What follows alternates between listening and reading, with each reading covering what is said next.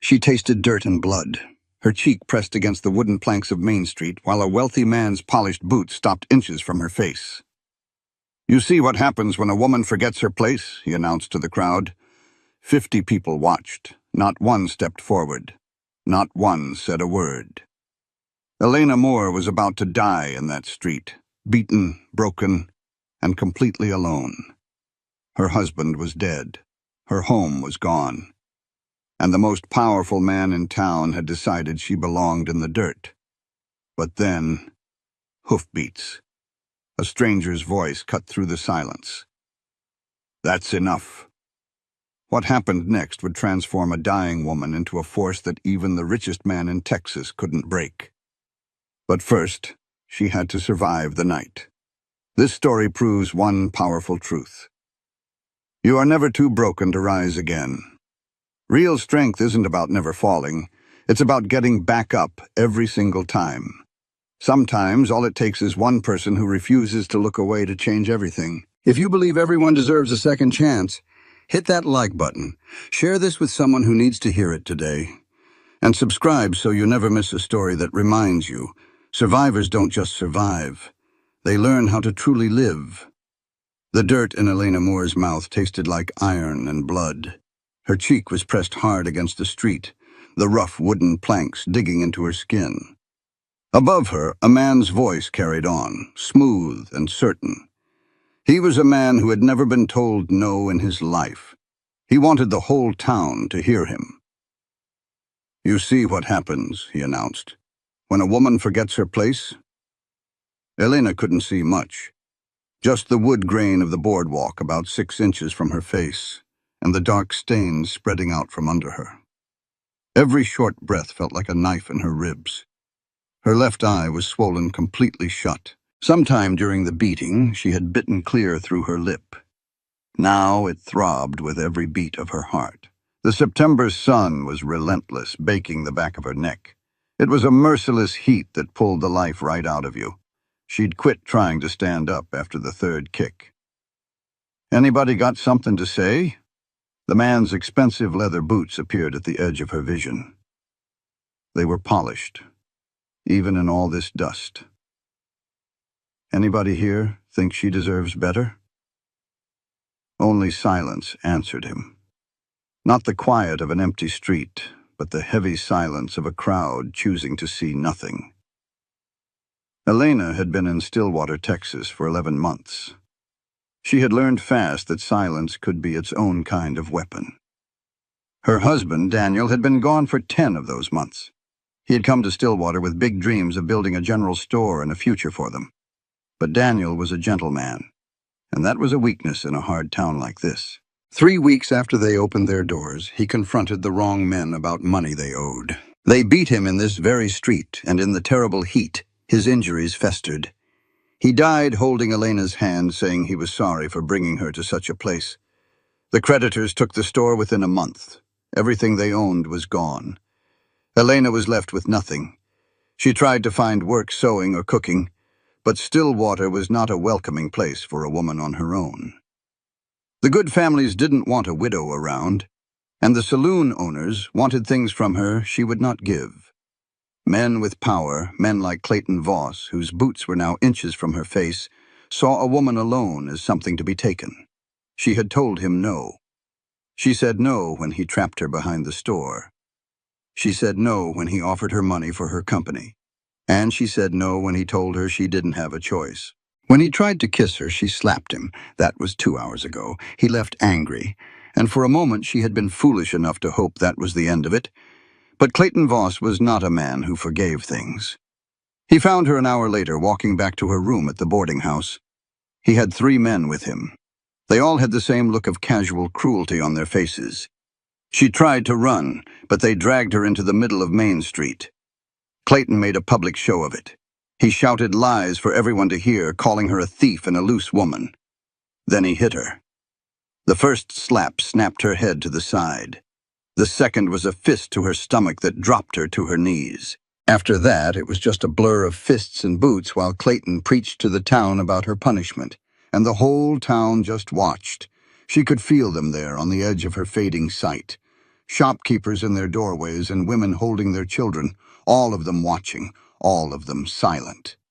"Get up," Clayton said, his voice now filled with annoyance. "Get up so we can finish this right." She could not move. Her body had given up on her.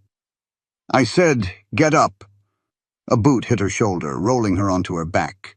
The sky above was a blinding white. She closed her good eye, waiting for the next blow. But it never came. Instead, a new sound cut through the air. The jingle of a horse's bridle. Then a voice, low and rough like the land itself, said, "That's enough." The words were simple and final. Elena forced her eye open. A man sat on a big bay horse about 20 feet away. He was broad-shouldered, and his clothes looked like they had seen hard miles. His hat was pulled down low, hiding his face in shadow, but she could see his eyes. They were as cold and gray as a winter sky. He was looking right at Clayton Voss. Clayton turned, and his confident expression faltered. He clearly knew this man. "This ain't your business, Rowan." The name Rowan meant nothing to Elena, but it changed the feeling in the crowd. The silence was now thick with tension, not indifference. "Seems like it is," Rowan said, his voice calm but carrying. "Looks to me like you're beating a woman in the street and calling it justice." Clayton's hand moved toward the pistol on his belt. "This is town business. She's a thief who struck me." Rowan's voice was cold. "Under any law that matters, you're a coward and a liar." A gasp went through the crowd. Clayton's face turned a dark shade of red. "You better watch your mouth, Rowan. You ain't who you used to be. You're just another rancher now, and not a very good one. You have no authority here." "Don't need authority to stop a beating," Rowan said. He shifted in the saddle, and his coat fell open just enough to show the revolver at his hip. "And I don't need permission to call a man what he is. You making this your fight?" "It already is," Rowan answered. His gaze fell on Elena for a second, and she saw something flicker in his eyes. It was not pity. It was something harder, like recognition. He looked like a man who had seen this kind of thing before and hated it. "The minute I rode in and saw you kicking a woman while grown men just stood there and watched." Clayton let out a short, forced laugh. "So what, you gonna take her? Make her your problem?" "If that's what it takes." "She's nothing, Rowan. No family, no money. A dead woman walking. It's your funeral." "Then we're done talking," Rowan said. He swung down from his horse in one smooth motion. He walked right up and stood between Clayton and Elena. "You got something else to say? Say it now. If not, step aside." For a long moment, Clayton just stood there, his hand hovering over his gun. You could almost see him weighing his chances. Finally, he dropped his hand. "She's yours, then. Your problem. Don't come crying to me when she robs you." "Get out of my sight," Rowan said quietly. "Before I stop being polite." Clayton opened his mouth to say something, then thought better of it. He turned and walked away. His men followed him, and the crowd just melted away, leaving Elena and the stranger alone in the silent street. Else to be. In a heartbeat, the street was bone empty, leaving just Elena on the ground and the stranger above her. Rowan knelt down slow, his hands where she could see them. His face was rougher than she first thought, maybe 40 years old, carved by a hard life under the sun. A thin scar cut from his eyebrow to his hairline. But his eyes, when they met hers, held a surprising kindness. "Can you hear me?" he asked.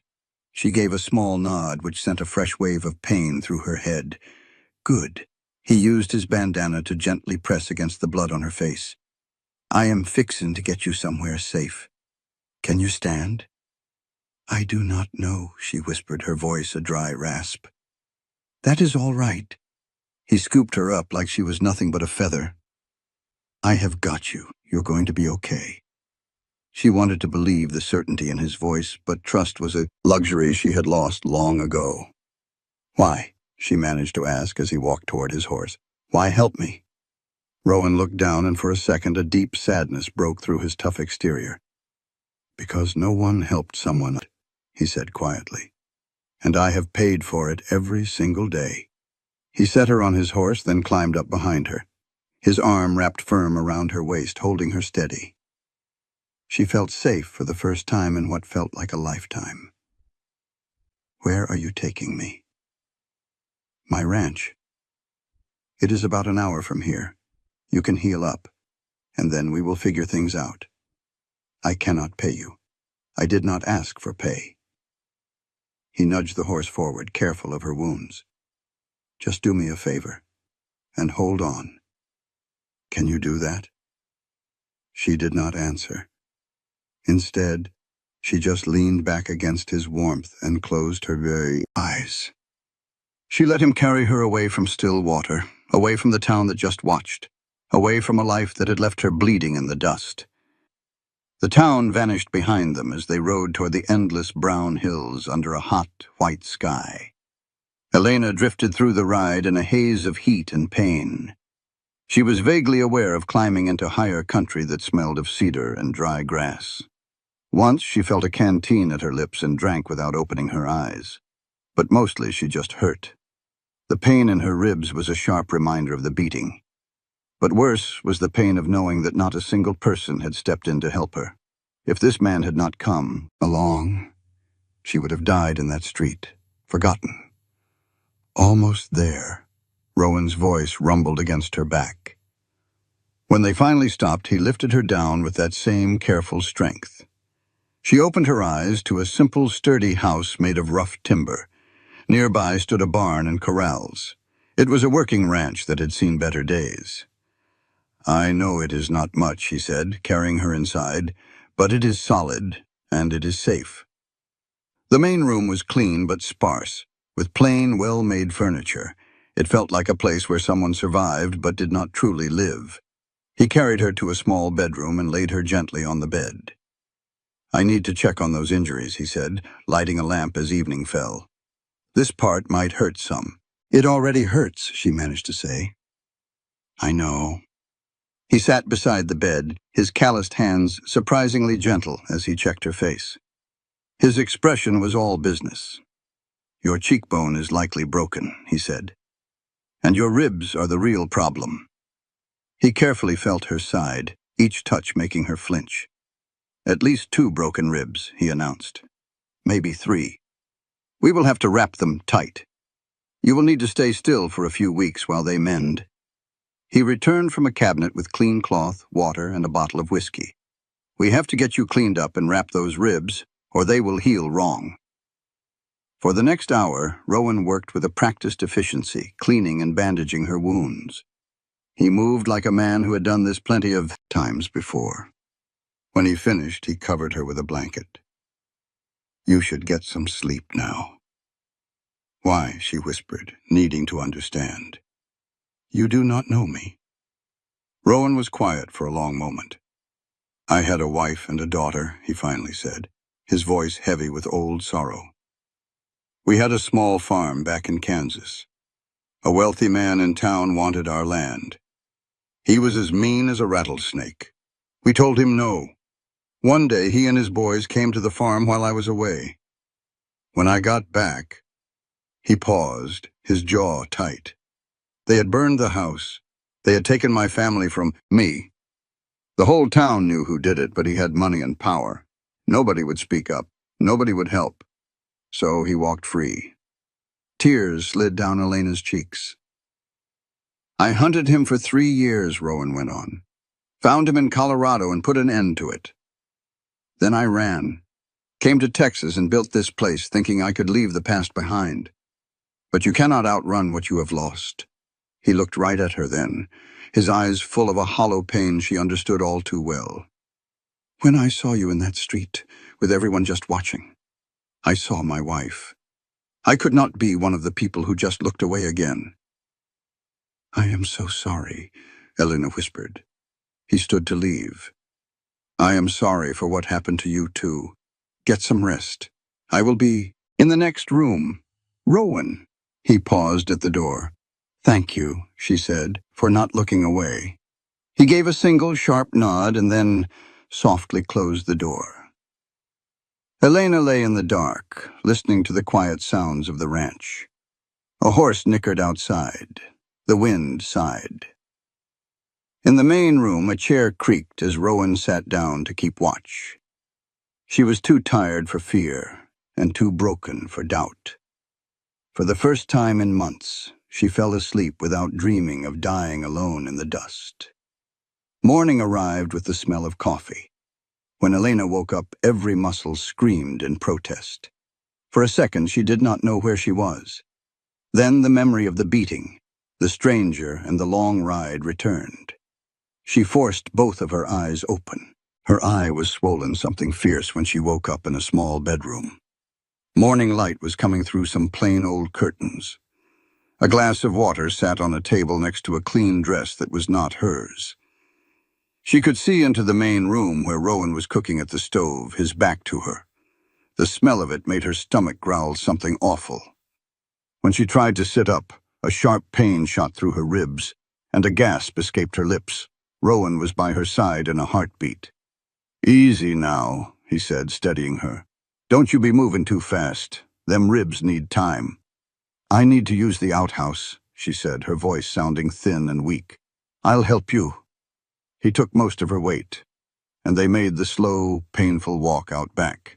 He waited a ways off, then helped her back inside to a chair at the table. "How you feeling?" he asked, turning back to his cooking. "Like I got stomped in the street," she said, then added, "Sorry, that was just the plain truth." He looked back, and she thought she saw the hint of a smile. "That's about right," he said. "You're going to feel like you've been rode hard and put up wet for a while. But you're alive, and you're going to stay that way." He set a plate of eggs and bacon in front of her, along with a cup of hot coffee. Every bite hurt, but the food was good, and she was starving. "The dress," she asked between bites. "Where'd it come from?" "It was my wife's," he said, his voice flat. "Been packed in a trunk for 8 years. Figured she'd want someone to get some use out of it." Eleanor looked down at the simple cotton dress. It was a sturdy, practical thing a woman would wear for ranch work. "Thank you. I'll be careful with it." "It's yours now. Everything she had is just collecting dust." They ate without talking for a spell. Elena watched him in the morning light. The man looked worn out. His dark brown hair was getting gray around the edges, and the lines by his eyes told stories of looking out over long, sunny distances.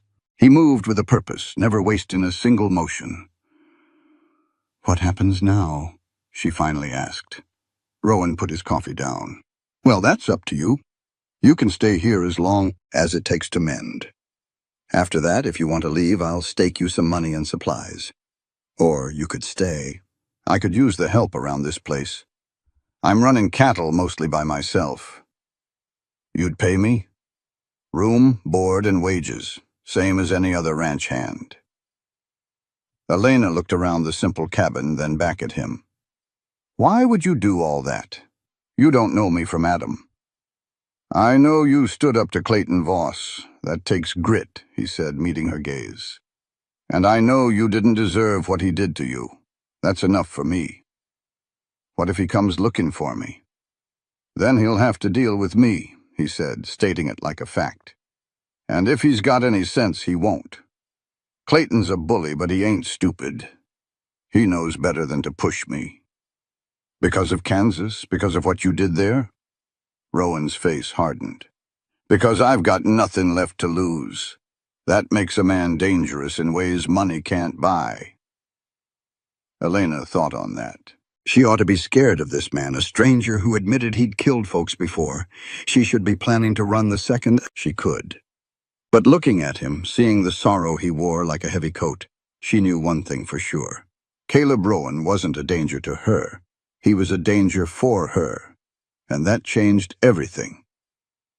"I'd like to stay," she said, her voice quiet. "If the offer's real." "It's real." "Then I accept. And I'll earn my keep. Soon as I'm able, "You'll heal first," he cut in. "We can talk about work later. Right now, your only job is getting better." "I'm not used to being useless." "You're not useless. You're hurt. There's a big difference," and gathered their plates. "I need to go check on the herd. I'll be gone most of the afternoon, so you get some rest. There's food in the cabinet if you get hungry. Don't you go doing anything foolish like trying to clean up." "You sound like you're used to giving orders," she said, with a little bit of sass. He almost smiled. "I'm used to folks not listening, but I'm asking all the same." After he rode off, Elena sat there, watching the hills. This was rough country, the kind that could break a person. But it was beautiful, too. She thought about Clayton Voss and the life she'd lost. She should have been angry, but mostly she just felt worn to a frazzle. And for the first time in a long, long while, she felt a little flicker of hope. She carefully stood up and made her way back to the bedroom. The bed was calling her name, and she sank into it, pulling the blanket up. Sleep took her quickly, with the sound of the Texas wind whistling outside. Elena healed up slow but sure. That first week was mostly a haze of sleeping and hurting. Rowan was a good man, always there when she needed him, but giving her plenty of room. He didn't talk much, which she appreciated. Silence was easier than trying to explain the mess her life had become. But as she got her strength back, they started to talk more. It started with simple things like questions about the ranch. She learned he ran about 200 head of cattle on a spread that could handle more. She learned he did it all himself, from mending fences to checking water holes. And she learned he'd built this whole place with his own 2 hands. "Why cattle?" she asked him one evening as they watched the sun go down. "Seemed like honest work," he said. "And cows don't judge you on your past. They just want to be fed and kept safe." "Is that what you wanted? Something that didn't judge?" He was quiet for a good long while. "Maybe at first. Now I reckon I just wanted something I could keep alive." That hit her hard. She thought about all the things she had lost, about her husband Daniel dying in her arms. "I couldn't keep anything alive either," she said softly. "My husband, my marriage, almost myself." "But you're here now," he said. "That's got to count for something." "Does it? Or am I just putting off the end?" Rowan looked over at her, his eyes full of that same fire she'd seen back in town. "You survived something that should have put you in the ground. That ain't nothing. What you do now is up to you. But don't you ever mistake staying alive for giving up. They ain't the same thing." By the second week, Elena was strong enough to help with chores. She started small, washing dishes and sweeping floors. Rowan tried to stop her, but she wouldn't have it. "You said I could earn my keep," she told him. "Let me start." "You're still healing." "I'm always going to be healing from something," she said. "Might as well be useful while I'm at it." He gave in, and she got to work. The house had been lonely, not dirty, just lacking a woman's touch. Slowly, she started to bring some life back into it. She washed curtains, scrubbed floors, and organized the kitchen. Rowan just watched, like he'd forgotten what a real home felt like. "It's starting to look like a home again," he said one afternoon. "It is a home," she said gently. "It just needed someone to remember that." The third week, trouble came riding in. Elena was hanging laundry out back, feeling stronger every day. Then she heard the sound of horses coming up the drive. Her heart started to pound against her bruised ribs. She'd been so wrapped up in this quiet ranch life, she'd almost forgotten the world outside. She peeked around the corner of the house and saw 3 riders. It wasn't Clayton Voss, thank God, but they weren't friendly faces either. Said, "Might as well be useful." He finally agreed. She poured everything she had into the work, bringing warmth back into the neglected house. She washed curtains and scrubbed floors until they shined. Rowan watched, looking almost surprised, as if he'd forgotten what a real home felt like. One afternoon he said, "It's starting to look like a home." She smiled. "It always was. It just needed remembering." Then, in the third week, trouble rode in. Elena was hanging laundry when she heard the sound of approaching horses. Her heart pounded against her ribs. She'd been so wrapped up in their quiet life, she'd almost forgotten that the world outside these hills was still a dangerous place. She peeked around the house and saw 3 riders making their way up the drive. It was not Clayton Voss. She would have known his expensive horse and the proud way he sat on it. But out here, strangers were nearly as bad. Fear rose in her throat. Rowan came out of the barn, a shovel in his hand. He moved deliberately, showing no alarm, but Elena saw the tension in his shoulders. He leaned the shovel against the barn wall, well within reach, and walked forward to meet them. Elena stayed hidden by the house, watching. The man in the lead was big, with a sheriff's badge pinned on his vest. The other two looked like the kind of men who were comfortable with trouble. "Caleb Rowan," the sheriff called out, his voice clear across the yard. "Been a spell, Sheriff Marcus," Rowan replied, his tone steady. "What brings you way out here? Got a question about a woman. Heard you took one from Stillwater a few weeks back." Elena held her breath. "What's it to you?" Rowan asked. "Clayton Voss filed a complaint. Claims you took a woman who stole from him. Wants her back to face justice." "Clayton Voss is a liar," Rowan said, his voice flat. "That woman didn't steal a thing. He beat her in the street because she wouldn't do what he wanted. I just stopped him from killing her." Sheriff Marcus shifted in his saddle. "That's your story?" "That's the truth. You want a different story, go ask the 50 folks who just stood there and watched." "Funny thing, I already did. Nobody seems to remember it your way." "Memory gets picky when a rich man is asking the questions," Rowan said. The sheriff's jaw went tight. "You always did have a smart mouth, Rowan. Got you in trouble before, if I recall." "I recall it different. I recall getting in trouble for killing a man who had it coming. Does that still stick in your craw? What bothers me is you thinking you're above the law. The law didn't help my wife, or my daughter. The law just watched them burn." Rowan's voice turned to ice, and the sheriff's men shifted in their saddles. "So don't you talk to me about the law like it's holy. It's a tool, and it's only as good as the man holding it. That's dangerous talk. It's honest talk. Now, are you going to tell me what you really want, or are we going to keep on dancing?"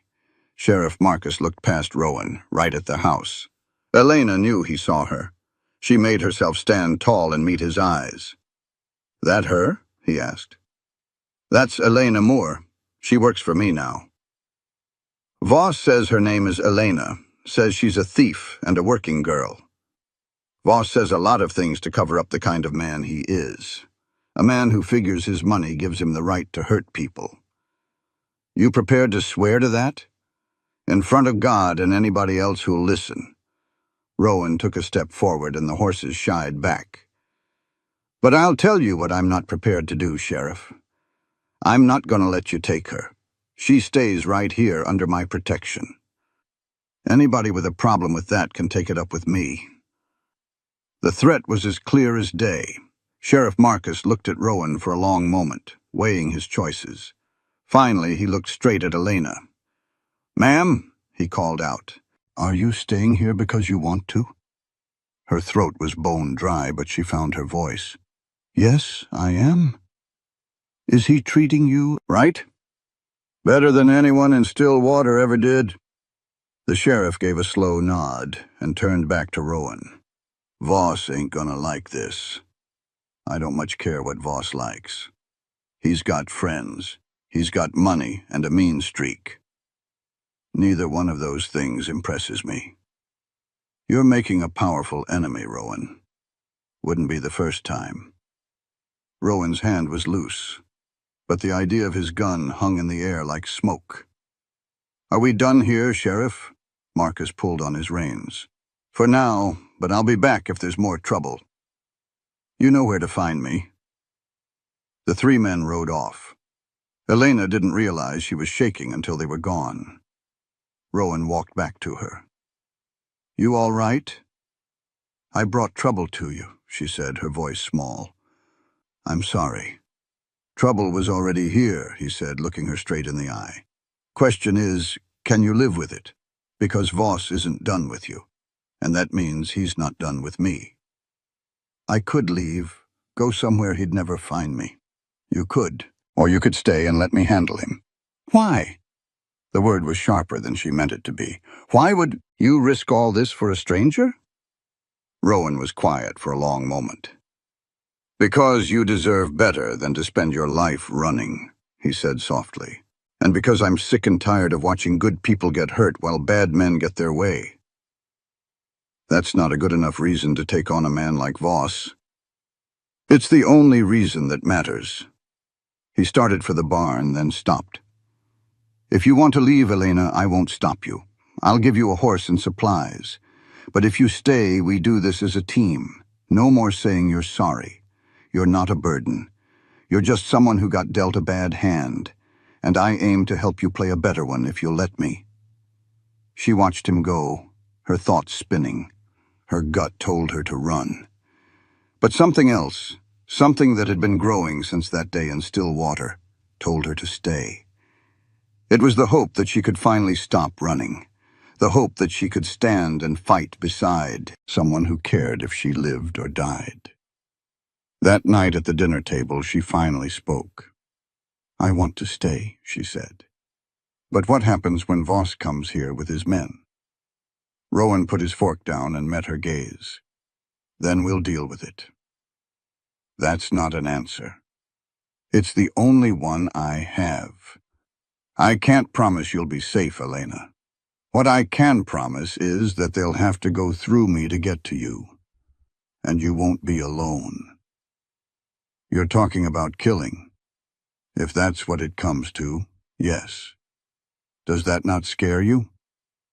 He gave a short, bitter laugh. Killing stopped scaring me a long time ago. What scares me is doing nothing while folks get hurt. I can't live with that anymore. Elena took that in, feeling the weight of his words. I don't want you to die for me. And I don't want you to die, period. So I guess we'll just have to make sure neither of those things happen. She almost smiled. You make it sound so simple. It is simple, he said. Staying alive is the hard part. A quiet understanding had settled between them, solid as bedrock. They were a team now, for better or worse. In the days that followed, Elena found a new kind of purpose. She wasn't just keeping house, she was learning the ranch, top to bottom.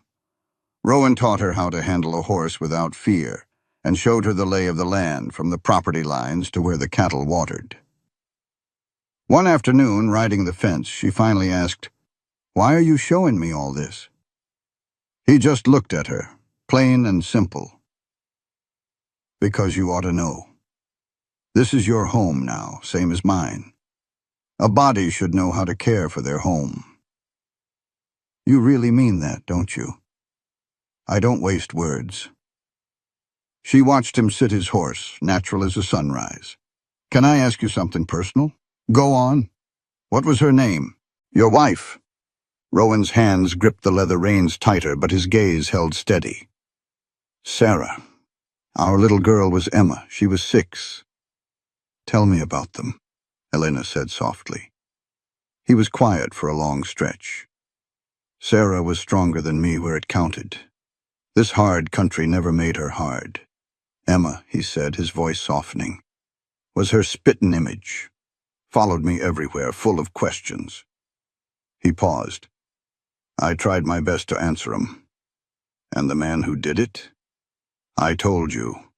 I found him. And I put a bullet right through his heart. Do you ever regret it? No, he said, quick and sure. I regret not being there to protect my family.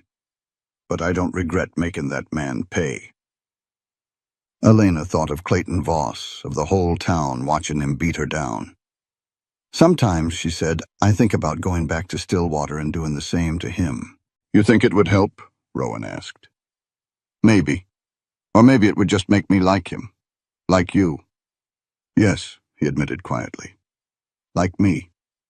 And I'm telling you, Elena, it solves nothing. It just adds another ghost to the ones you're already carrying. So what do? Let him win? No. We live. We build something better right here. We prove men like him don't get the final say.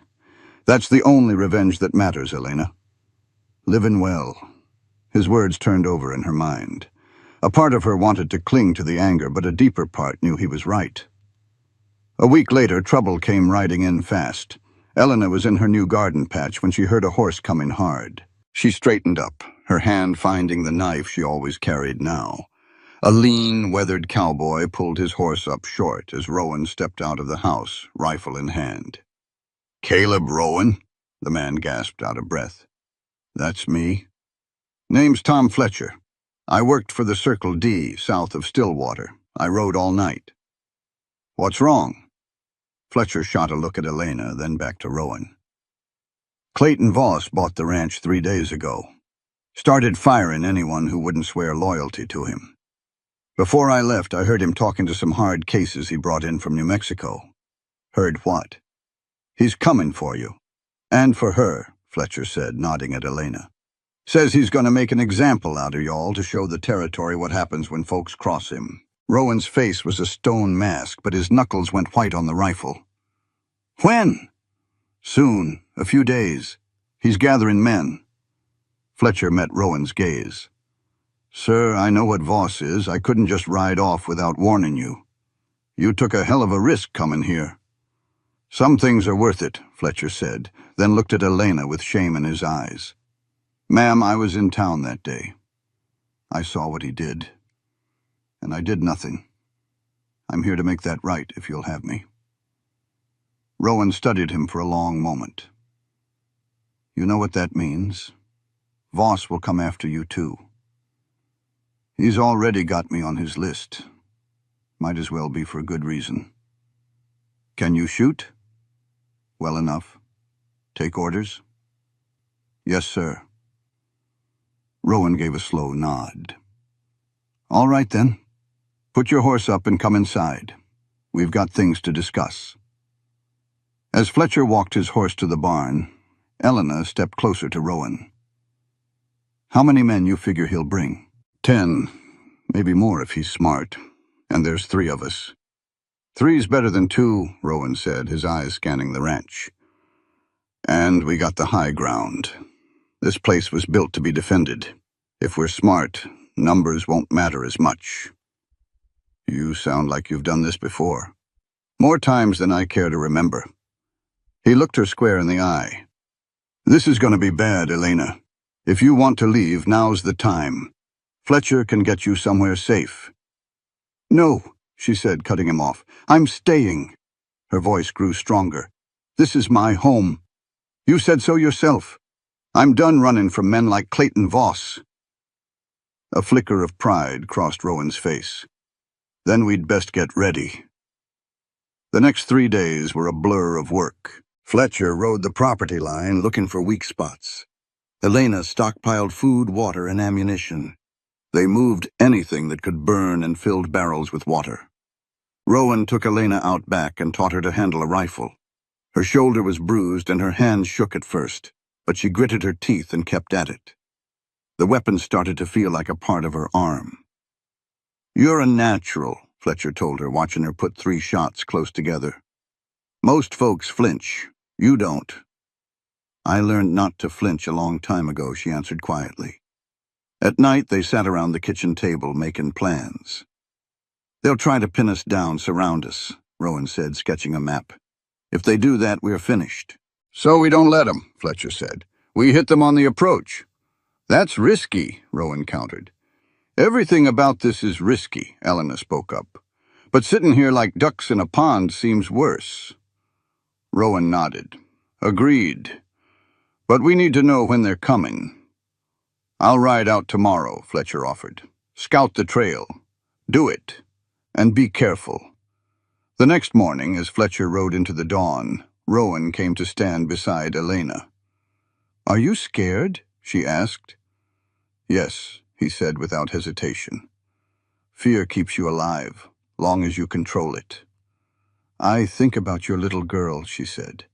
"How scared she must have been." His jaw tightened. "Every day. But I can't change what happened. All I can do is try to stop it from happening to someone else." "Is that what I am to you? A second chance?" He turned and his eyes were full of a raw emotion she hadn't seen before. "You ain't a second chance, Elena. You're your own chance. A person with your own life. But helping you, protecting you, Well, maybe that's my second chance. A chance to be the man I should have been 8 years ago. She reached out and took his hand. His palm was rough and calloused, but warm and strong. You are a good man, Caleb Rowan. He gave her hand a gentle squeeze. Let's just make sure we live long enough for it to matter. Fletcher returned near sunset, riding his horse hard. The news was all over his face before a word was spoken. They are coming, he said. I saw them about 10 miles south. 12 men armed for a fight. They will be here by tomorrow afternoon. 12, Rowan said quietly. Voss is not taking any chances. There is more. I recognized some of them. These are not ranch hands. They are hired guns, professional killers. A cold dread filled Elena. He is not planning to arrest me. He is planning to kill us all. That is what it looks like, Fletcher said, his face a grim mask. I am sorry I brought this to your door. You did not bring it? Rowan said. Voss did. And now we are going to deal with it. Listen to me, both of you. What is coming is going to test us. You will be scared. You will want to run. But if we stand together, if we are smart and brave, we have a chance. Not a good one, but a chance. What is the plan? Elena asked. Rowan's smile was pure steel. We make them regret ever coming here. They spent the evening preparing, working in silence. Elena cleaned weapons and checked every bullet. Fletcher tended the horses, ready for a fast retreat if it came to that. Rowan walked the property, memorizing every rock and every tree. As darkness fell, they gathered inside and barred the doors. No one even thought about sleep. They just sat at the table, a single lamp burning between them, and waited for the dawn. In the quiet of the early morning, Elena finally spoke. If I do not get another chance to say it, thank you. Thank you for believing I was worth fighting for. You are worth fighting for, Fletcher said. I am just glad I get the chance to prove it now. Rowan said nothing, but he reached across the table and covered her hand with his. And in that simple touch, Elena felt more seen and more human than she had in all the months since Daniel's death. Whatever the morning brought, she would not face it alone. Dawn arrived cold and clear. Elena stood at the window watching the light spread over the hills, a rifle resting on her shoulder. Behind her, Rowan and Fletcher moved with a quiet purpose, getting ready for the fight. None of them had slept, but the exhaustion was a distant thing now. Coffee is ready, Fletcher said, handing her a tin cup. It smelled strong and bitter. Real cowboy coffee, boiled long enough to peel paint. Thank you, she said, feeling the warmth in her hands. How long do you think we have? An hour, maybe 2? Depends on when they decided to move out. He looked out the window with her. It is a beautiful morning for what is coming. Is it always like this waiting? It is the worst part. Once it starts, your body just takes over. But the waiting, that is when your mind tries to convince you of all the ways you can die. Elena sipped the coffee. I am not afraid of dying. Not anymore. Everything since Stillwater has been borrowed time. Voss took everything from me except my life. He is not getting that without a fight. Fletcher looked at her with admiration. Rowan was right about you. You have got iron in your soul. I have just got nothing left to lose. Sometimes they look the same. Rowan joined them, holding his own cup. In the morning light, she could see the weariness in his eyes, but also a hard focus. I want you both to understand something, he said quietly. When they come, there will be a moment you think we cannot win. When the odds feel impossible. That is when men like Voss win. Not because they are stronger, but because good people give up.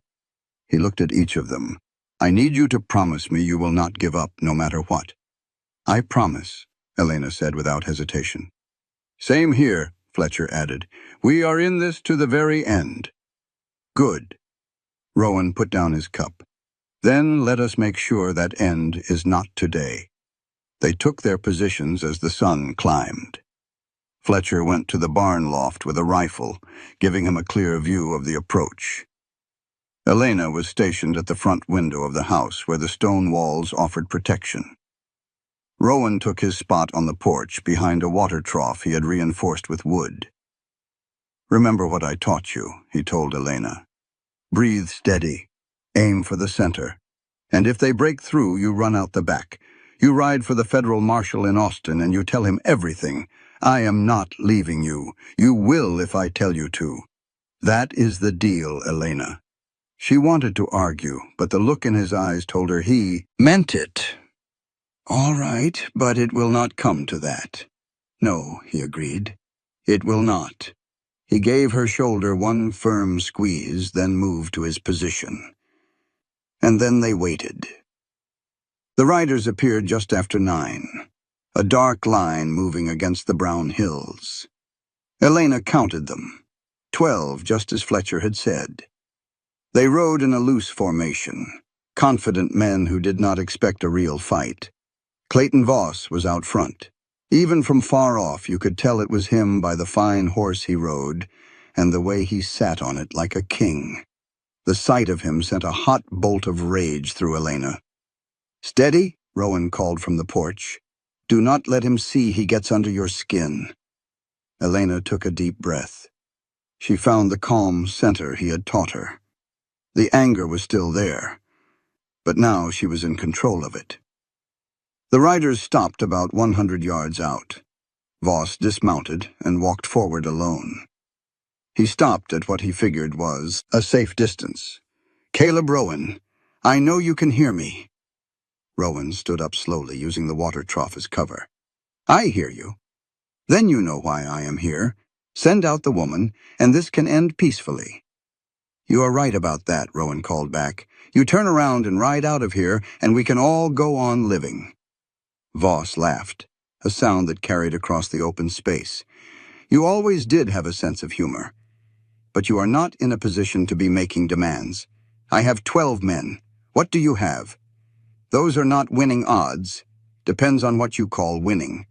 I plan on being here when the sun goes down. Can you say the same?"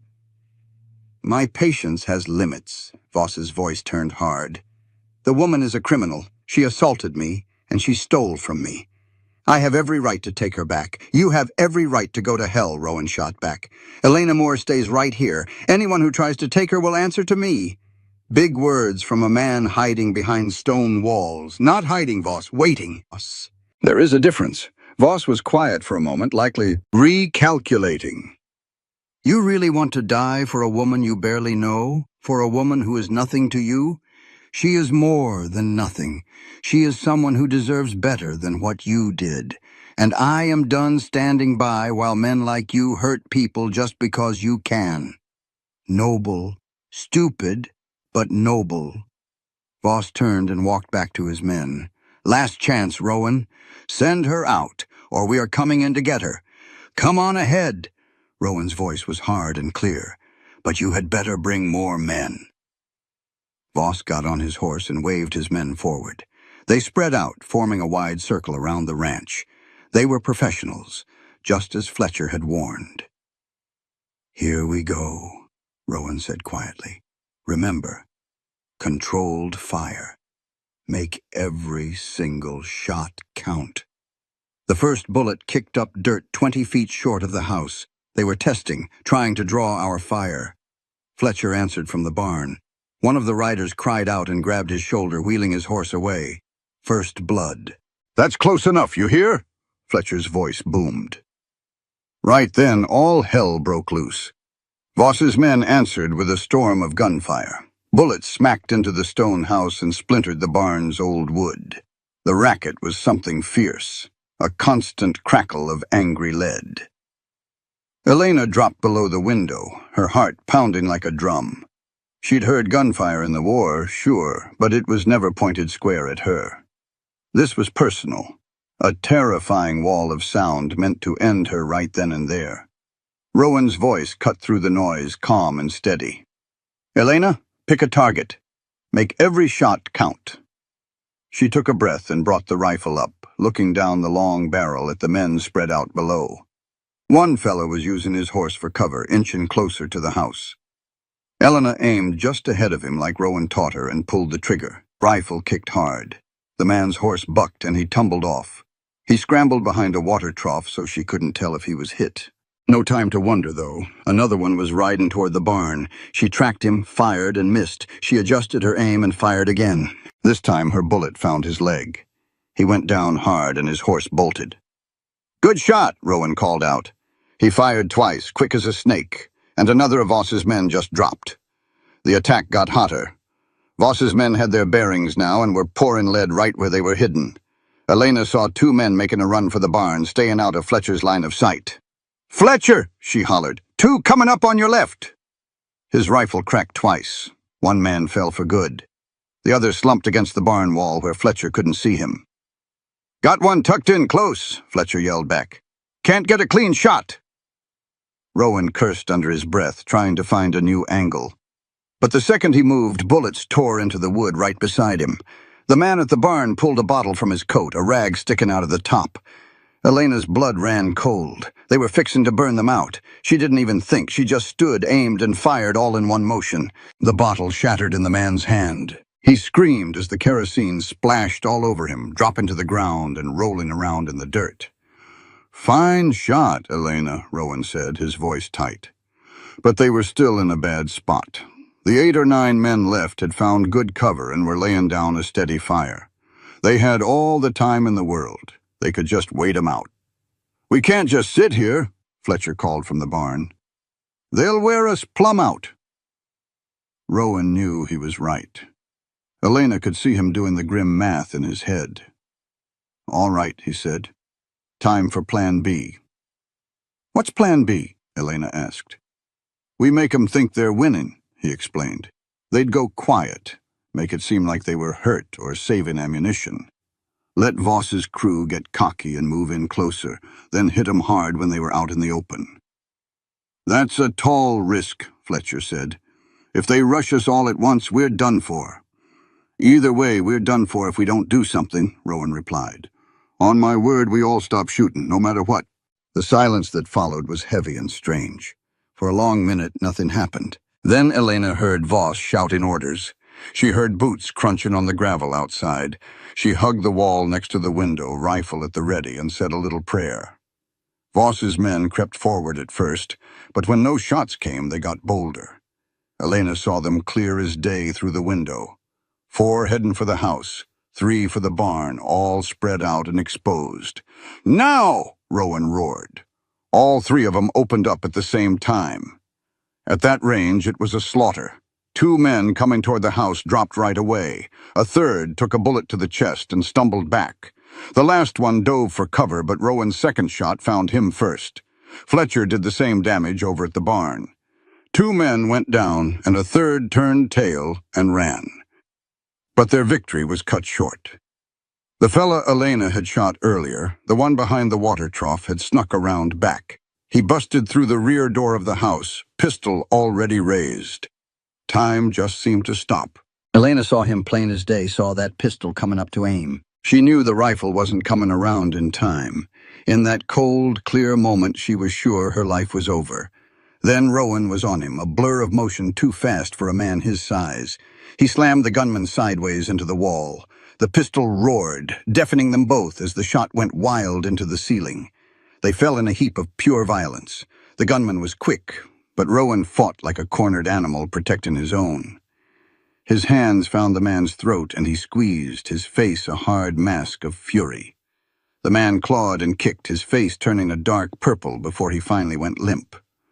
Rowan held on for 5 more seconds just to be certain, then let go, and got to his feet, his hands trembling. "You okay?" Elena asked, her own voice unsteady. "Yeah," he said, handing her the dead man's pistol. "You keep this." Outside, the gunfire had gone quiet. Peeking through the window, Elena saw the last 3 of them scrambling for their horses while Voss hollered at their backs. He tried to rally them, but their nerve was gone. They came looking for sheep and found a pack of wolves instead. "They're running," Fletcher yelled from the barn. "Let 'em go," Rowan called out. "I reckon they got the message." Voss, however, wasn't running. He just sat on his horse at the edge of the property, his eyes burning with a pure, raw hatred you could feel from the porch.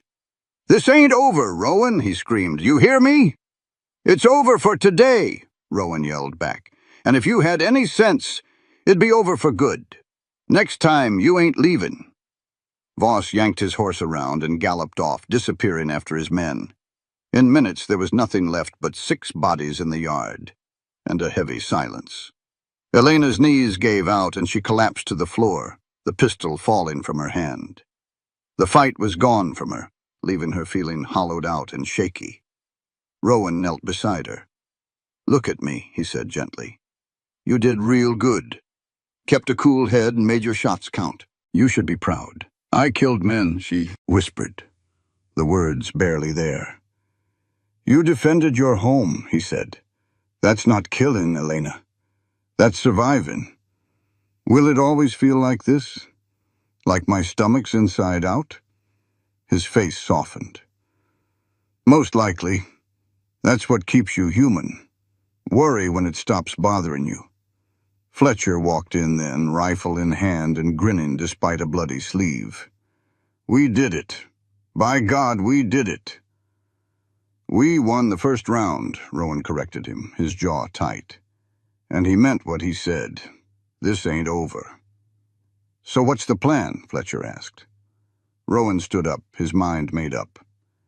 "We take the fight to him. We end this before he comes back with more guns." "You mean ride into Stillwater?" Elena asked, looking up at him. "I mean, we show him his money can't stop a bullet.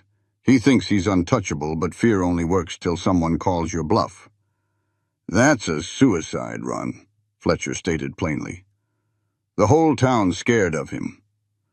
"I'm going tonight," Rowan said, looking at them both, "with or without you." Elena pushed herself up on shaky legs. "I'm going," she said, her voice stronger now. "This is my fight more than anyone's. I'm done letting others settle my scores." Fletcher just gave a tired smile. "Well, I ain't come this far to quit. Besides, someone's got to keep you two out of trouble." "Then let's get ready," Rowan said. "We ride at sunset. We're going to give Clayton Voss a choice: leave the territory for good or face real justice." The afternoon was a grim blur of necessary work. They moved the bodies, cleaned their weapons, and readied the horses. It was hard, heavy work that kept their minds off what was coming. As the sun bled across the horizon, they stood together in the yard. "Last chance to back out," Rowan said quietly. "Not a chance," Elena answered. Fletcher just shook his head and checked his pistol one last time. "All right then," Rowan said, swinging up into his saddle. "Let's go finish this." They rode out into the growing dark, 3 lone figures heading toward a town that had forgotten what justice looked like. The ranch stood behind them, a silent testament to their refusal to break. Ahead lay Stillwater, where debts were about to be paid one way or another. The 3-hour ride was hard and fast, sticking to old cattle trails. Not much was said. They all knew the odds, but sometimes doing the right thing ain't about playing it safe.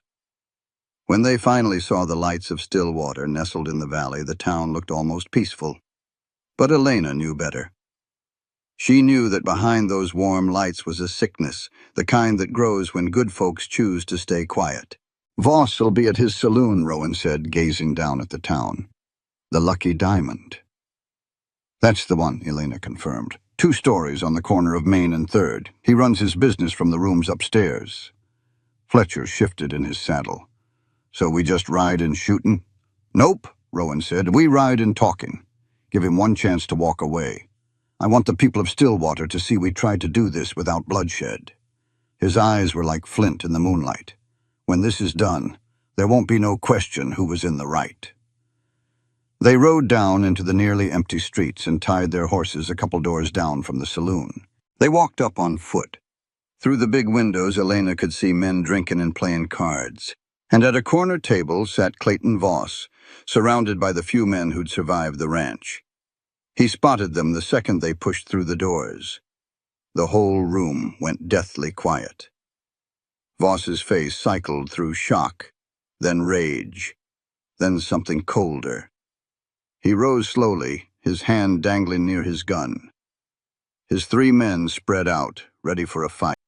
"You've got a hell of a nerve," Voss said, his voice cutting through the silence. "Coming here after what you did." "What I did?" Rowan gave a short, hard laugh. "You brought 12 men to my home and I sent you running. That's on you for thinking your money made you bulletproof. You murdered 6 of my men. I defended my home. There's a world of difference." Rowan took a step forward and the other drinkers in the saloon started backing away toward the walls, clearing a path. "I'm not here to argue about what's past," Rowan continued. "I'm here to talk about your future." "I'm listening," Voss said, his hand still ready. "You've got 2 choices. 1, you pack your bags tonight, you leave this territory, and you never show your face here again. Or 2, I kill you right where you stand." The air in the room was so thick you could taste it. Elena felt the weight of her own pistol, watching as Fletcher squared up to cover Voss's men. Voss let out a cold, ugly smile.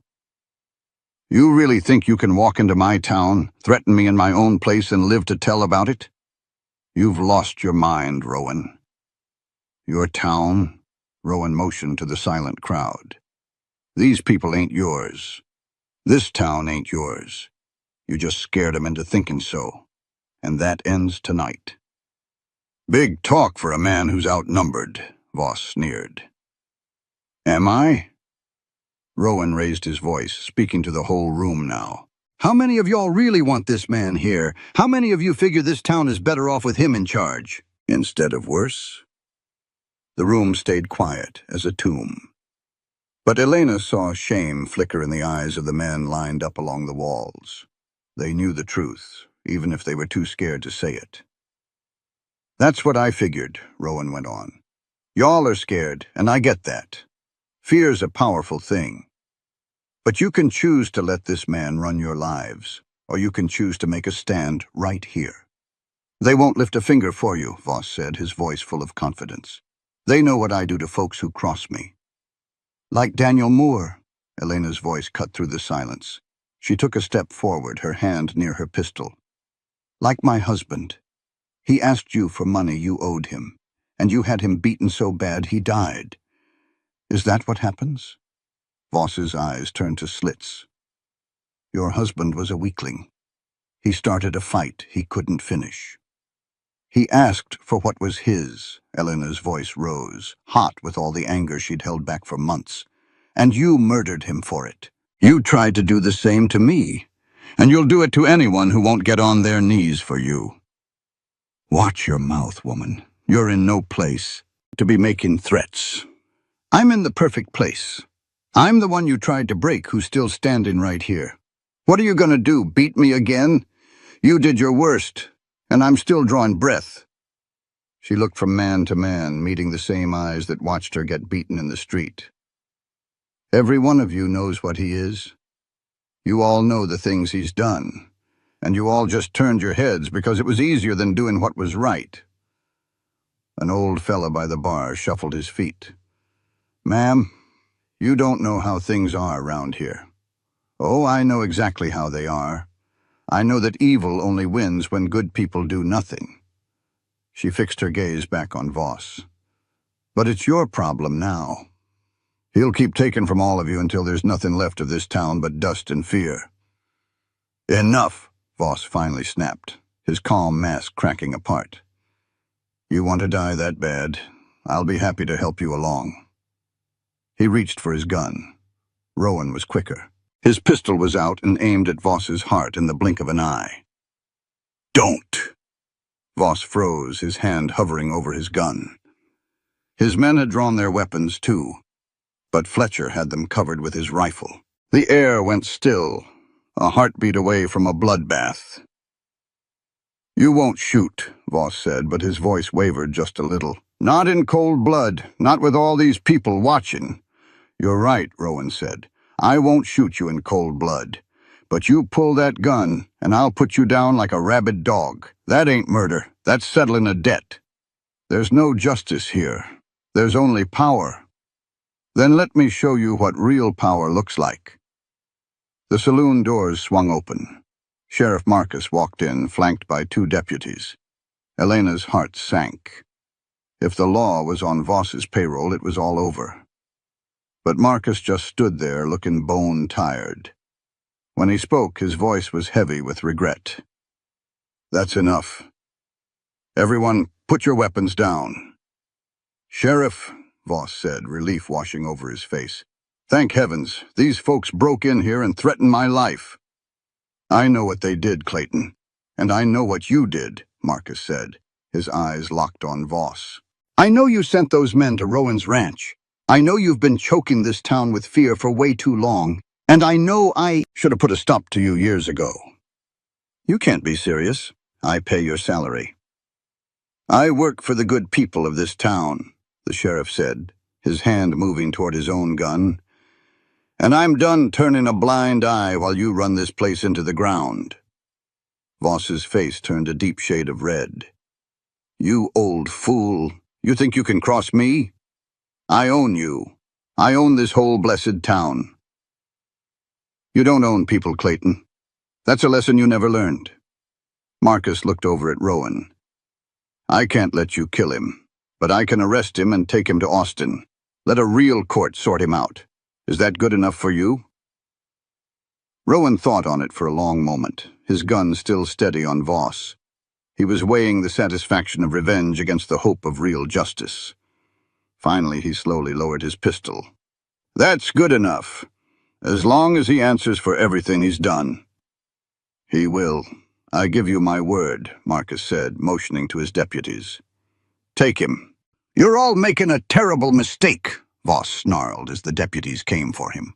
"I've got lawyers. I've got money. I'll be out in a week, and every last one of you will pay." "Maybe so," Marcus said, "but at least we'll know we did the right thing." Voss's hired guns had already lowered their weapons. They were loyal to his money, not to him, and a man can't spend money when he's 6 feet under. As the deputies got close, Voss made his move. He was quicker than he looked. He drew his pistol and aimed it straight at Elena, murder in his eyes. If he was going down, she was going with him. Rowan fired. The shot was clean. The bullet tore through Voss's shoulder, spinning him around. His gun hit the floor with a clatter, and he collapsed, screaming curses and clutching his arm.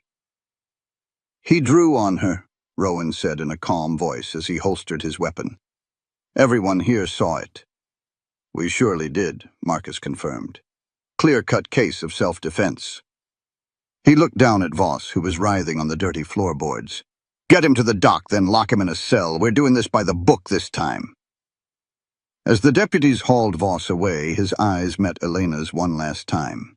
She stared right back, and she saw him realize that he had truly lost. She had beaten him, not with money or guns, but by simply refusing to be broken. After he was gone, you could feel the whole room breathe again. Men started talking in low voices, trying to make sense of what just happened.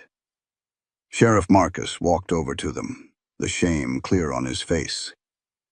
"I owe y'all an apology. Especially you, Mrs. Moore. I should have stood up for you and for your husband weeks ago. I let my fear make me a coward, and good people paid the price." "Why now, Sheriff?" Elena asked him. "What made you change your mind?" "Tom Fletcher came to see me this morning. He told me what Voss was planning. Said if I didn't act, there'd be blood on my hands that would never wash away." He gave Fletcher a nod. "He was right. I'm carrying enough regrets as it is." "So what's next?" Rowan asked. "Now," Marcus said, looking around at the faces in the saloon, "we try to make this town something better, and that starts with everyone in this room. You all stood by and let Voss run roughshod over this town. We all have to be better than that. We have to." An older woman who ran the general store spoke up, her voice shaky. "We were scared. He had all that money, all those men." "I know," Marcus said softly. "Standing up to him wasn't easy. But that doesn't make it right that we didn't. We let fear make us quiet, and we can't let that happen again." The room fell silent as everyone took that in. Rowan gently touched Elena's arm. "We should head out. Let these folks figure things out." But before they could go, Mary Alice Chen, The woman who ran the boarding house hurried toward them. "Mrs. Moore, wait." Elena turned. The young woman's eyes were filled with tears. "I am so sorry," Alice said. "When you came to me for help, I turned you away. I was scared of what Voss would do. I chose to be safe instead of being good, and I felt terrible about it every single day." "You weren't the only one," Elena replied gently. "Seems like this whole town made that same choice. But you're right. It doesn't make it okay. What matters is that we start making better choices now. Anything, if you ever need help, my door is always open. That's a promise." Then other folks started chiming in, offering their own sorry words. The butcher who had cut her off, the seamstress who had refused her work, even the minister who told her to leave town for the sake of peace. Shame was written all over their faces. Elena listened, and a strange feeling swelled up inside her. It was not forgiveness. It was way too soon for that. But maybe it was the start of something like it. They were just people, scared and weak, and they had made the wrong choice. Now they were trying to own up to it. "Thank you," she said at last. "I appreciate the apologies. I just hope you mean it, because talk is cheap. It is the doing that is hard." "We will do better," the minister promised, "starting right now, starting with seeing that real justice is done." Marcus nodded. "I will personally take Voss to Austin tomorrow. I will make sure he stands trial for everything. Your husband's death, what he did to you, the attack on Rowan's ranch." "You see that you do," Rowan said. His voice was like stone. "Because if he walks free, all this talk about change will not mean a blessed thing." "He will not walk," Marcus promised, and stuck out his hand. "You have my word." Rowan shook it, a small sign of trust. Then he turned to Elena and Fletcher. "Come on, let's go home." They stepped out into the cool night air, which felt like a blessing on Elena's face. Behind them, the saloon buzzed with talk as folks tried to figure out what had just happened. But Elena was not thinking about them. She was thinking about the ranch in the hills, the life she was starting, and the man who had stood up for her when no one else would. They rode for a long while without a word, each lost in their own thoughts. Fletcher was the first to speak. "Did we really do it? Did we win?" "We survived," Rowan corrected him. "Winning depends on what happens next. It depends on whether that town really changes, and if Voss truly faces the law." "But you gave them a chance," Elena said. "You could have finished him, but you let them do the right thing." "Yeah, well, we will see if they take it," Rowan said, his voice rough. But underneath, Elena could hear a sliver of hope. By the time they reached the ranch, the sky was turning that deep blue right before sunrise. They unsaddled the horses, bone-tired and quiet. Fletcher headed for the barn. "I will sleep in the loft again, if that is all right. I do not quite trust that this is over yet." "Good idea," Rowan said. "We will take turns on watch. 4-hour shifts until we know for sure that Voss is locked up." After Fletcher left, Elena and Rowan stood in the yard as the stars began to fade. She was running on empty, but she did not want the moment to end. "Thank you," she said softly, "for everything, for saving me, for giving me a home, for making me feel worth fighting for." "You were always worth fighting for," Rowan said. "You just needed someone else to see it. Why did you see it when no one else did?" He was quiet for a long time, looking off into the distance. "Because Sarah deserved someone to fight for her, and nobody did. I cannot let that happen again. I cannot live in a world where good people get hurt while bad men win just because everyone is too scared to do a thing." Elena finally understood. This was not just about her. It was about a man trying to save the ghost of someone he had lost long ago. But that did not make his kindness any less real. "I am not her," Elena said gently. "I am not Sarah. I know that. Do you? Because sometimes I think you see her when you look at me." Rowan turned to her, his eyes clear. "When I first saw you, maybe I did see her, but that is not who I see now. Now I see Elena Moore, a woman who walked through hell and came out tougher, a woman who learned to stand up for herself. You are not Sarah. You are you, and I am proud to know you. His words hit her hard, and tears welled up in her eyes. I was so broken when you found me, ready to just give up. But you did not, he said. You chose to live. That strength, that was all you, Elena. I just gave you a safe place to heal. She wiped her eyes, feeling a little embarrassed. What now? Assuming Voss actually goes to trial and gets convicted. What do we do? We keep building, he said, motioning to the ranch around them. I have been alone here for 8 years, just going through the motions. But having you and Fletcher here, it is starting to feel like a real home. Is that what you want? For us to stay? If it is what you want. I am not trying to replace what you lost. But if you want to build something new here, I would be honored to have you. Elena looked at the barn and the house, lit by the first rays of dawn. She thought about everything she had lost and everything she had found. I want to stay, she said. Not because I am scared, but because this feels right. It feels like I have finally found my place. A real smile changed Rowan's whole face. Then welcome home, Elena Moore. They stood there as the sun rose, painting the hills gold and pink. A feeling of peace settled over Elena. She had been beaten down and left for dead. But she had survived. More than that, she had fought back. Standing there in the morning light, she realized she was not a victim anymore. She was a survivor, and that made all the difference in the world. The next few weeks were spent waiting for news from Austin to see if justice would stick this time. Fletcher stayed on, proving to be a natural with the cattle. The three of them fell into a comfortable rhythm, building something solid together. Word from Sheriff Marcus came after 10 days. Voss was being held in a federal jail awaiting trial on a long list of charges. The evidence was strong, thanks to Elena and a dozen other folks from Stillwater who had finally found their voice. He is not getting out, Marcus wrote. His money cannot save him this time. Elena read the letter 3 times, hardly believing it. Is it real? She asked Rowan that evening on the porch. Do you think he will actually pay?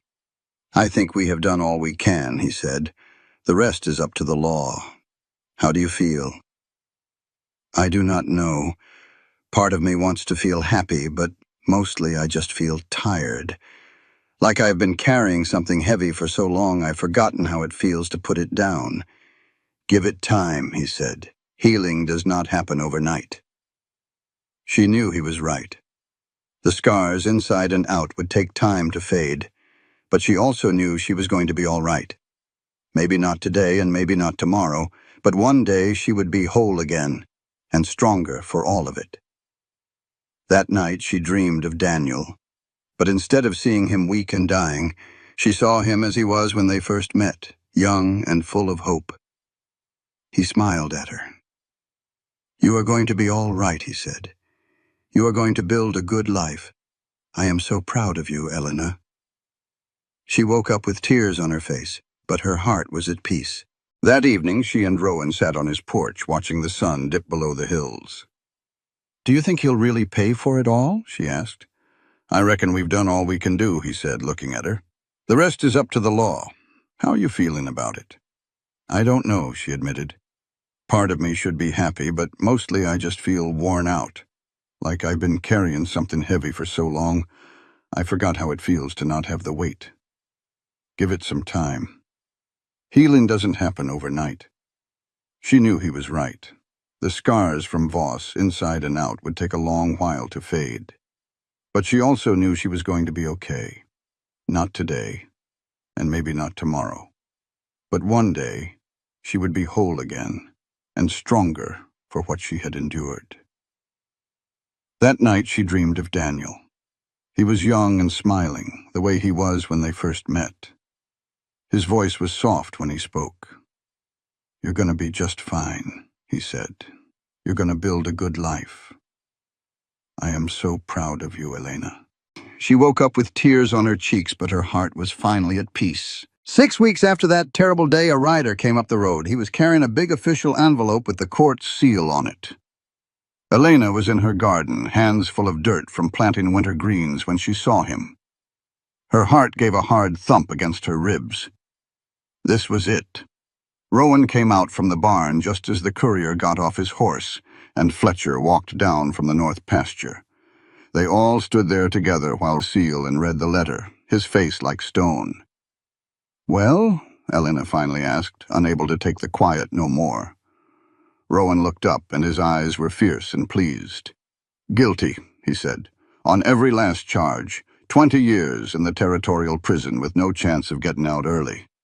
They've seized everything he owns to pay back the folks he wronged." He handed the letter to her. "It's over, Elena. He's finished." She took the paper with a shaky hand and read the words for herself. 20 years. Clayton Voss would be an old, broken man by the time he got out. The thought should have made her feel triumphant. Instead, she just felt empty. Relieved, yes, but empty. Like she'd been holding herself together with wire for so long. She wasn't sure what to do now that she could finally let go. "You all right?" Rowan asked her, his voice soft. "I think so," she said. I spent so much time being afraid of him and hating him that I'm not sure who I am without it." She looked down at the letter. "Does that make any sense?" "Perfect sense," he said. "You've been doing nothing but surviving. Now you get to actually live. That's going to take some getting used to." Fletcher cleared his throat. "I reckon I should give you two a minute. I'll just, go check on them fences again." He left them be, and Elena was grateful for it. She looked at Rowan, really looked at him, and saw the same deep relief in his eyes that she felt in her own heart. This fight had been his, too. "Thank you," she said, "for everything. For seeing me when nobody else did. For fighting for me when I couldn't. For giving me a place to get strong again." "You were always strong, Elena. You just needed a moment to remember it." They stood under the afternoon sun, the letter a bridge between their past and their future. And a truth bloomed in Elena's heart, one she'd been too scared to admit. She didn't want to leave this ranch. She didn't want to rebuild her old life. She wanted to stay right here, with this man who saw her for who she truly was, but she had no idea if he felt the same. "What happens now?" she asked, her voice barely a whisper. "Now that the danger is gone?" Rowan was quiet for a spell, choosing his words with care. "That all depends on what you want. You are a free woman now, Elena. Free to go anywhere and build any life you choose. And what if the life I want is right here?" His gaze met hers, and she saw a flicker of hope in his eyes. "Then I would be mighty grateful to have you. For 8 years this was just a house. But with you here, it has started to feel like a home, and not just as a housekeeper." The words tumbled out before she could stop them, a mix of boldness and fear. Rowan stepped closer, his voice thick with emotion. "You know it is more than that. It has been for a good while. I tried to keep my distance. You had been through hell, and the last thing you needed was some broken-down rancher making your life more complicated. What if I want complicated? Are you sure about that? Because I need you to be sure, Elena. I am not an easy man. I have got ghosts that will never fully leave, and I have done things I am not proud of. If you stay, if we become something more, you need to know what you are getting into." She reached out and took his hand, feeling the rough calluses and the strength there. "I know exactly what I am getting. I am getting a man who saved my life when he did not have to. A man who reminded me how to be strong, who made me feel worthy when the world said I was not. That is what I am getting into, Rowan, and I want it if you do." He looked at her, and she could see the struggle in his eyes. The fear of moving on, of betraying the memory of his first family by finding a new happiness. The survivor's guilt that haunted him. The terror of opening his heart to loss one more time. Then, something inside him settled. A decision was made. "I do," he said quietly. "I want it more than I have wanted anything in 8 long years, but I am scared, Elena. Scared of losing someone I care about all over again. Scared I will not be enough for you. We are both scared. But maybe that just means we are brave enough to try. She squeezed his hand gently. I'm not asking you to forget Sarah and Emma. I would never do that. I'm just asking for a chance to build something new, right alongside what you had before. Rowan pulled her into his arms, holding her tight, and Elena felt a final knot of tension inside her release. This was home, not the ranch. This man's arms. We will take it slow, he murmured into her hair. Figure it all out as we go. No pressure. That sounds perfect. They stood like that for a long time, holding on as the sun dipped lower in the sky. Eventually, Fletcher returned, took one look at them wrapped up together and broke into a wide grin. Well, it is about damn time. I was starting to think you two would dance around each other forever. Rowan actually laughed, a real warm sound like sunlight breaking through the clouds. Fletcher just shook his head. So, what is the plan? Do I need to start looking for my own little bachelor cabin? You are not going anywhere, Elena said, her tone firm. This ranch needs 3 people to run it, and you are part of this now. Part of our family. The word hung in the quiet air. Family. It felt bold to say, but looking at these 2 men who had stood by her, Elena knew it was the truth. They were her family, built from loss and survival. Family, Fletcher repeated, his voice soft and his eyes suspiciously bright. I like the sound of that. The weeks that followed were the best of Elena's life. With the trial over and the threat gone, she could finally breathe. She threw herself into the work of the ranch, learning everything Rowan and Fletcher could teach her. She started taking long rides by herself, just to feel the freedom of it. She planted a small garden, planning for a summer harvest. She even started writing again, a passion she had abandoned after Daniel died. And piece by piece, she and Rowan built something real. It was not dramatic. It was built in quiet moments, in shared smiles over morning coffee, in conversations that lasted late into the night. It was the comfortable silence of 2 people who understood each other without words. One evening, about 3 months later, they sat on the porch as the first stars appeared. Rowan reached over and took her hand. I have been thinking, he said, about the future, about what I want this place to be. And what is that? I want it to be more than just a ranch. I want it to be a place where people who have been broken can come to heal. A place where someone running from a bad spot can find safety and a chance to start over. He looked at her, his meaning clear. The way you did? Elena's throat felt tight. That is a beautiful idea, Rowan. I cannot do it by myself. It would take all 3 of us to make it work. But I think it is important. Maybe this is what the ranch was always meant for. Then let us do it. Let us build that place. She squeezed his hand. We can start small. Maybe take on 1 person at first. Someone Fletcher hears about in town. Give them honest work and a place to get their feet back under them. You're sure? This will not be easy. Some of these folks will bring their own troubles, I am sure, because someone did it for me and it saved my life. Now it is our turn to do it for someone else. They started the very next month with a young woman named Sarah, who had run from a bad marriage in New Mexico. She was quiet and shy at first, but with time, patience, and plenty of open space, she slowly began to heal. The steady rhythm of ranch work began to mend her soul. Soon, a man named Marcus came along. He was free but had nowhere to go and knew nothing but the hard labor he'd been forced to do. Rowan showed him how to work with horses, and Elena saw him change into a man who understood his own value. Others followed. An orphaned boy, a woman who lost her town to outlaws, and a man who was starting over after a fire took everything. Each person brought their own heartache, and each one found a place to heal on that patch of Texas land. The ranch came alive. The old silence was replaced with voices at the dinner table and laughter from the new bunkhouse. Elena thrived, finding she had a knack for knowing what people needed. She became the very heart of their small but growing family. Through it all, her bond with Rowan grew stronger, deeper. It felt as natural as the sunrise. One spring morning, she woke up and knew she could not imagine a life without him. They were married that fall, a year and a half after he first found her. The ceremony was simple, held right there in the yard. Fletcher stood as their witness while all the folks they had helped gathered around to celebrate. Sheriff Marcus even Stillwater to officiate. Rowan looked at her and said, "I never thought I would feel this kind of happiness again. You showed me that life keeps going, and loving someone new does not erase the old." Elena smiled back at him.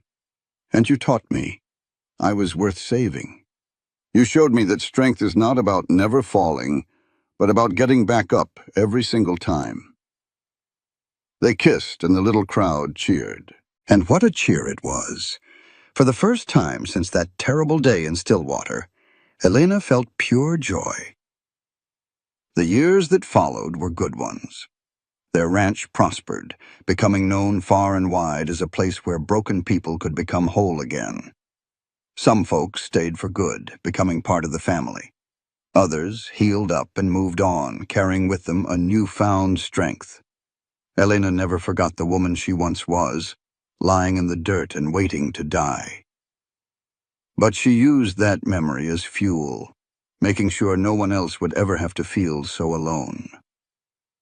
She and Rowan had 3 children, 2 girls and a boy. They raised them to be kind but tough, and to always stand up for those who could not stand up for themselves. Sometimes, on a quiet evening, they would sit on the porch together. They would remember how a single moment of courage had built a life neither could have imagined on their own. "Do you ever regret it?" Elena asked one night, her head on his shoulder. "Stopping in Stillwater that day, taking on my troubles when you already had so many?" Rowan answered without a pause. "Never. That was the day my life truly began again. That was the day I stopped just surviving." He held her close. "I love you, Caleb Rowan." She whispered, "I love you too, Elena. More than I can say." As the stars shone overhead, she thought about all the lives they had touched. She thought of Clayton Voss, growing old in a prison cell, and felt only pity. He had started with everything and wasted it on cruelty. She had started with nothing and built something that mattered. She even sent a silent thank you to Daniel, her first husband. He had brought her west, and in a roundabout way, he had brought her home. He gave her the strength to become the woman she was always meant to be. She only wished he could have been there to see the life she had built. More than anything, she looked toward the future. She thought of the children sleeping peacefully inside, and all the folks who would come to their door looking for help. Rowan felt her smile against his shoulder and asked, "What's on your mind?" She told him, "I'm just thinking that I should have died on that street. By all rights, I ought to be bones in a nameless grave long forgotten. But I'm not. I'm right here, happy and surrounded by people I love. Every single day since you pulled me out of that dirt has been a precious gift I never figured I deserved." "It was never undeserved," he said softly. "Maybe not," she whispered, "but it's still precious." She lifted her head and gave him a slow, sweet kiss. It was a kiss that tasted of gratitude, of love, and of the future they had built together from the ashes of their pasts. Elena Moore had been beaten down, broken, and left for dead. She had lost her husband, her home, and every last bit of her hope. The world tried to tell her she was worthless, a piece of trash to be thrown away. But she was a survivor. No, she was more than that. She found love again, built a whole new family, and made something truly good out of nothing at all. In doing so, she proved something powerful. It's the same lesson everyone learns when they come to the ranch. Nobody is worthless. Everybody deserves a second chance. Real strength is not about never falling down. It is about getting back on your feet no matter how many times you get knocked flat. Surviving the fight is not the end of the story. It is just the beginning. Elena Moore survived, and in doing so, she finally learned how to truly live. The ranch stood strong under that big Texas sky, a monument to everything she and Rowan had built. A stranger's kindness saved her, Now she spends her days paying that gift forward to others. That is real justice. That is how you heal. That is how you beat the cruelty of a hard world.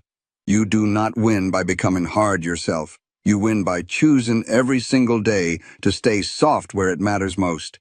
You choose to be kind. You see people not for what they are, but for what they could be. You stand up when everybody else turns away. Elena Moore was knocked down hard, but she got right back up. And by getting up, she showed countless others that they could do it too. That was her victory. That was her triumph. And her story was a long way from over. This content was carefully researched, developed, and manually edited by our team to deliver meaningful stories with valuable life lessons. Every narrative is crafted to entertain, inspire, and empower our audience. We believe that great stories can change lives, and we are committed to bringing you content that matters. Thank you for being part of our community.